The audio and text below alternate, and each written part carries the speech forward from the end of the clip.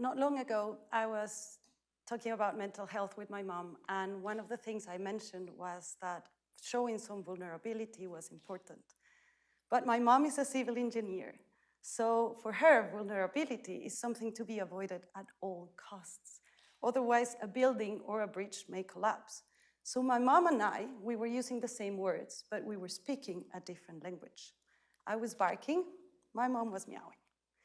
In my thesis, I argued that a similar misunderstanding is happening between war crime trials and war crime victims. And the problem with the two speaking a different language is that as victims participate in trials, they're being re-traumatized. So war trials are set up to find the truth of the events.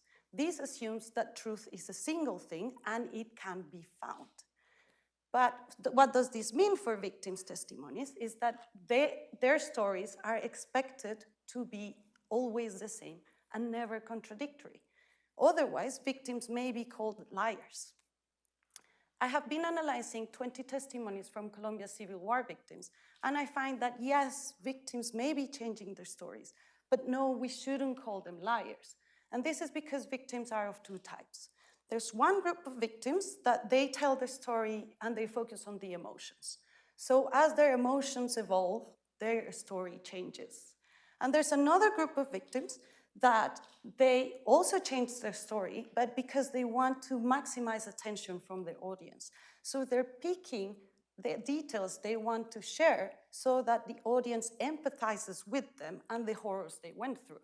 So some victims are unintentionally changing the truth they share because they're focused on emotions rather than facts.